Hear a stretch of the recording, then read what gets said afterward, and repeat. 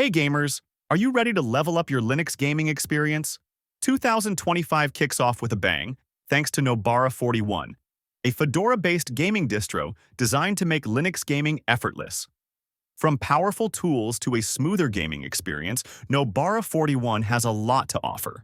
So, sit tight as we explore everything new in this release and why it might just be the perfect distro for you. Let's get started. For those of you new to Nobara, it's a Linux distro built for gamers. It comes preloaded with tools like Mesa, Wine, Steam, and Lutris, everything you need to dive into gaming without spending hours on configurations.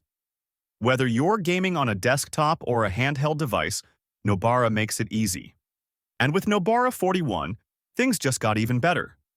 This release is based on Fedora 41, powered by Linux kernel 6.1 2.7. With its fresh updates, the team has focused on improving system management, user interface design, and gaming performance. Let's break down the highlights. First, let's talk about the new Nobara Tweak Tool. This tool is all about simplifying system management. Whether you need to auto-mount partitions like X4, NTFS, or BTRFS, manage updates for your HTPC or handheld systems, or keep your Decky loader up to date, this tool makes it easy. It's a welcome addition for anyone looking for quick and efficient control over their setup. The package upgrades in Nobara 41 are another major highlight. The installation process now benefits from a revamped Calamares installer, which has been re-engineered for better accessibility, including on-screen keyboard support. Mesa updates address previous bugs that caused issues with Vulkan games, making your gaming experience much smoother. For NVIDIA users, Nobara now defaults to the open-source driver. However, if you need CUDA support, the driver manager offers an easy way to install CUDA Devil packages. But wait, there's even more. The Nobara Welcome app now defaults to Discord Canary from the Flatpak beta channel. Why does this matter? It makes screen sharing on Wayland sessions hassle-free.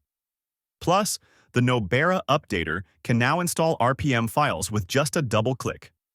It even disables grubby boot timeout when it detects HTPC packages, giving you a sleek, console-like boot experience. Let's move on to the interface. Nobara 41's KDE theme has received a subtle but effective makeover. The new toggle design, with a white outlined circle, is simple yet elegant. And yes, there are brand new wallpapers to personalize your desktop. If you're ready to give Nobara 41 a shot, you've got options. It's available in 5 variants. Official, which features a custom KDE Plasma experience. GNOME. Steam, HTPC, Steam Handheld, and a separate KDE edition. There are also NVIDIA-specific ISOs to optimize your experience. Just head over to the official website, pick the one that suits your needs, and you're good to go.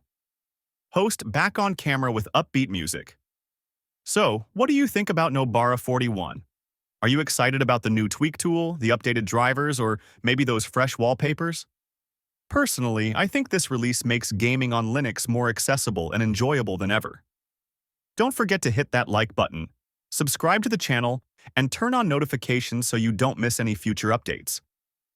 Drop your thoughts in the comments below. I'd love to hear about your Nobara experience. Thanks for watching, and as always, game on!